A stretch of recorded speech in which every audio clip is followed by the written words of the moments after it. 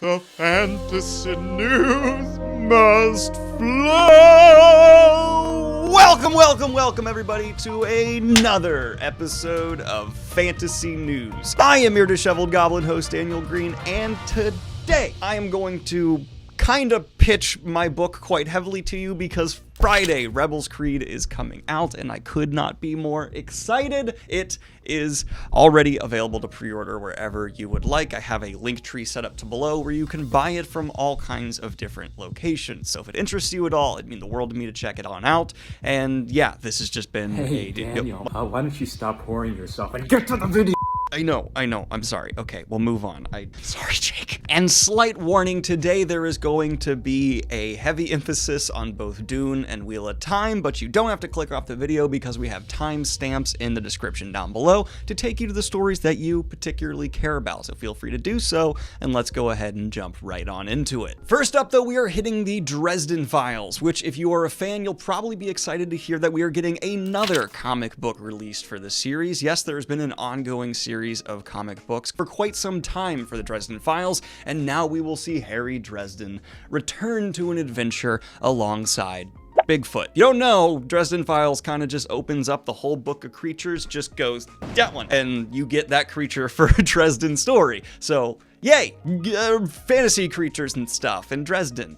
Awesome. But hold on to your butts, because apparently this will not be released until 2022, so we got some months to go. I would also like to give a spotlight to this fabulous upcoming fantasy release cover. We got a tweet from Shirin J. Zhao saying, "Yelling as I finally get to reveal the cover for Zachary Ying and the Dragon Emperor, my middle grade adventure in the vein of Chinese Percy Jackson's meets Yu-Gi-Oh!" And I specifically just want to say, I actually have like a pretty big soft spot for middle grade covers. They're allowed to be this certain element of corny due to the specific target audience they're at that just warms my heart, and this one fills that perfectly. Just beautiful. As much as I love true epic covers and the weight they often carry, there's something in the fantasy genre that always feels so right when there's just an element of whimsy. And how can you look at this and not feel whimsy? It's one of the reasons I love Ursula K. Le Guin's Earthsea so much. It is probably the most whimsical, hopeful, lovely fantasy series I've ever read, and anything that kind of pulls in the vein of that just like hits my heartstrings, you know what I mean? But speaking of authors tweeting about works, we also got an update from Christopher Paolini, who said, "Presenting Unity, an interactive fractal-verse mystery. In celebration of To Sleep in a Sea of Stars paperback release,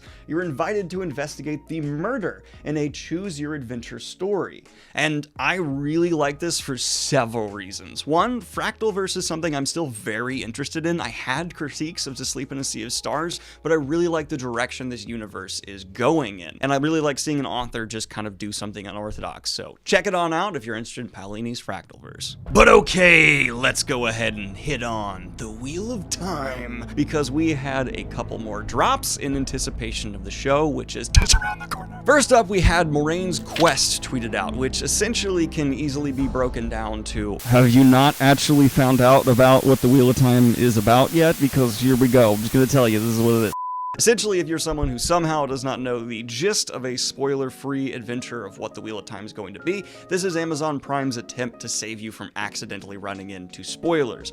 There is a real problem with the Wheel of Time and spoilers on Google. If you just try and Google certain characters, whether or not they live or die becomes an autofill result. If you're considering picking up the series, do not start Googling things. It can ruin so much for you. Instead, I do recommend picking up the Wheel of Time Companion if you're someone who does want to have something to kind of aid you in your series read, which makes sense. That is actually broken down in a spoiler-free way, and I think is very useful to new readers. And even if you're not interested in the Wheel of Time, you might care about hearing about this if you're interested in just TV development studio news, because this is genuinely amazing. The headline reads, "The Wheel of Time is so huge that Amazon built its own studio complex to make it," and I went in expecting this to be a bit of an exaggeration, and it turns out it's an under-exaggeration. Wow, what the hell? Apparently, Amazon has built and named after the author of the series a gargantuan complex to film the series in, coming in at 350,000 square feet. This studio is going to, hopefully, by the time the show is over, cut down on production costs. This gives me hope that the show will continue for many seasons, because if they're investing this heavily, this is going to be something they have to return to, or it's something they'll be using for many other series as time goes on, but I'm thrilled to see this going on for Wheel of Time already. And also, for me, hints that in the future, they might be using some of the tech we saw in The Mandalorian instead of like green screens. If you haven't been aware, I've previously covered, but I strongly recommend you look into the tech they use behind the scenes for The Mandalorian, because essentially it makes green screens obsolete, and instead the actors get to just act in a computer-generated environment that is live around them due to these dome-like screens that are using Unreal engines, and just holy Jesus. It's something that if you're into tech in any way, shape, or form, I find to be truly a step forward in entertainment presentation and technology, so go ahead and check it on out, and I hope this means we could be getting something similar for Wheel of Time, because if you're gonna have a space like this, I imagine it doesn't make sense to financially just constantly tear down and build stuff, and instead just use these dome-like structures, but maybe that is the case. I don't know, now I'm talking out of my ass.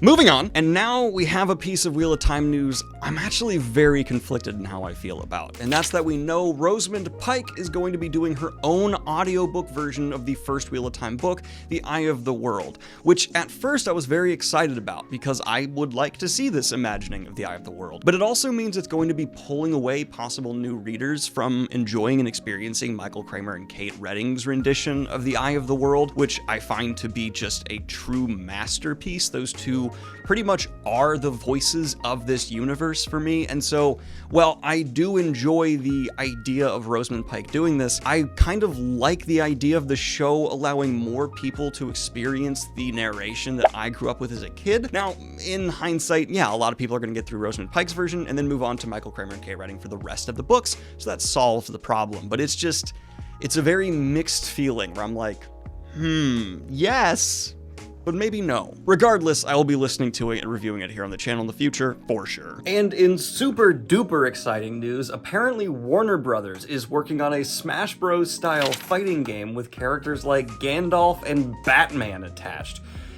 I don't very often let myself get super excited stuff without a good reason, but this just tickles a nerd bone right, so I'm gonna let myself get it. But let us break away from the Wheel of Time news and instead look at this Witcher promo shot, because Henry Cavill, you delicious, delicious bag of beans. Just that is the story. Moving on to Dune.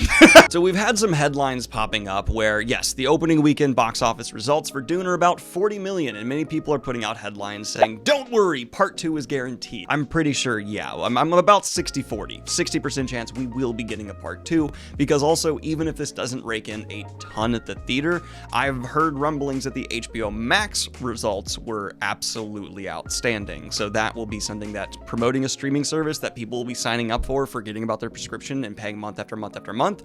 They're going to care about a lot. That's important for them. And this theater box office return isn't too shabby, especially after being delayed and the marketing being so confusing and coming out on HBO Max. This is nothing to turn your nose up for. And I also know many people who are saying they're not going to go opening weekend, but instead the second weekend to avoid crowds. So maybe weekend 2 will also be, I don't know, but it probably means we're going to have a fairly strong weekend 2 as well. And Lord knows, I know a lot of nerds who are going to see it again and again and again. So I would anticipate, yeah, we're probably going to get a Dune 2, part 2, not Dune 2. The Reduning Dune 2, Electric Doonaloo. And I don't love covering Star Wars here on the channel, but my favorite character of the series is probably Ahsoka, so the fact that we are getting an Ahsoka live-action series and reportedly Hayden Christensen is returning for it is enough for me to go, fine, hashtag Disney must pay, but this is pretty cool. I really would like to see her character further explored, and in the live action,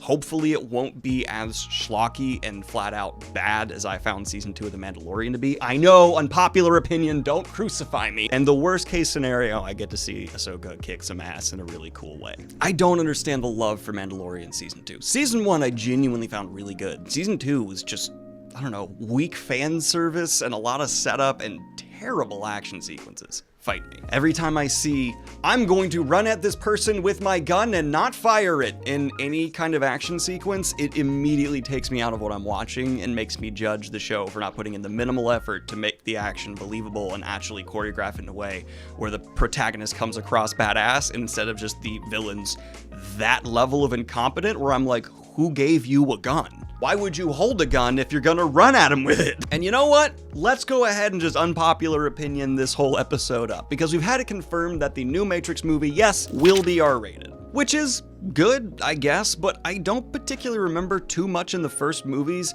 that was super hard R and made me be like, this has to be R forever. Yes, there's action and some genuinely terrifying body horror stuff going on, but I never found that to be crucial to covering the themes or the characters of what's explored through the Matrix series. So, yay? Like, good, I guess. It won't be holding back in any sense, but I'm not as excited as some people who are like, yeah, if Deadpool was PG-13, I think that would kind of undermine the character at the core, but I don't see how Neo necessarily has to be R. I know, everyone likes R stuff all the time, and I genuinely agree that, yeah, a lot of the time it is necessary, and when I see PG-13, I'm like, eh, but I don't remember much in The Matrix that I was like, this must be R now. And this video is brought to you by the Okai Neon Scooter, a scooter designed to get you from point A to B as quickly and fun as possible. Because let's be honest, who doesn't like scooting around the city? This also comes with customizable neon lights so that your scooter can reflect your personality. With a smart app that allows you to not only track the scooter's miles, but adds additional security,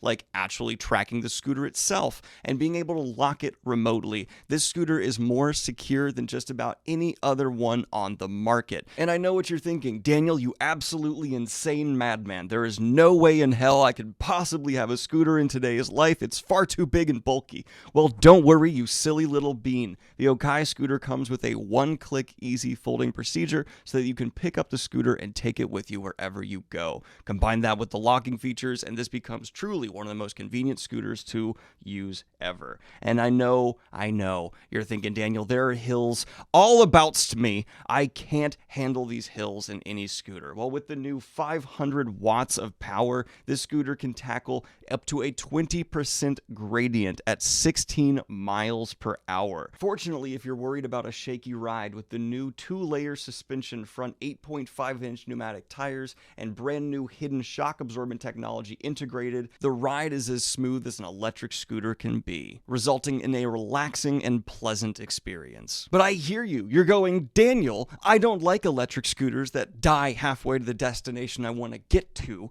I think that's a silly point, personally, because a dead electric scooter just becomes a kind of heavy scooter. But don't worry, with 40 kilometers of range, the Okai scooter is going to get you where you need to go. And for those of you who are more safety-oriented, the head and rear lights make sure that everyone on the road is well aware of your presence and you won't end up a carcass. And adding one final point to safety, with the new front electric brake system combined with the rear disc brakes, you can easily and conveniently come to a halt as quickly as you'd like to. So if you would like an Okai scooter of your own, check the link in the description or in the pinned comment and order yours today. And finally, yes, the last story we're going to cover here today, we had the first trailer drop for the Uncharted movie starring Tom Holland, and it was pretty much exactly what I expected it to be. A modern retelling interpretation of a Indiana Jones type adventure. And that's fine. And Tom Holland,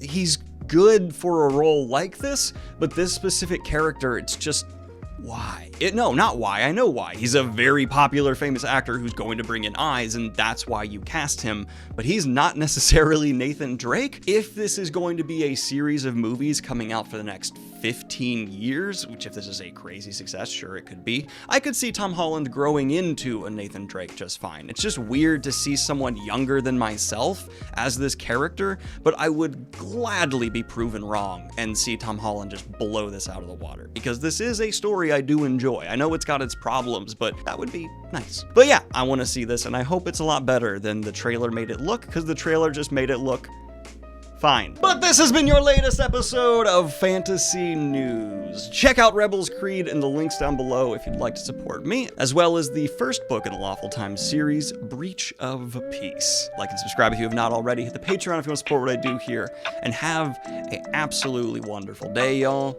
Peace.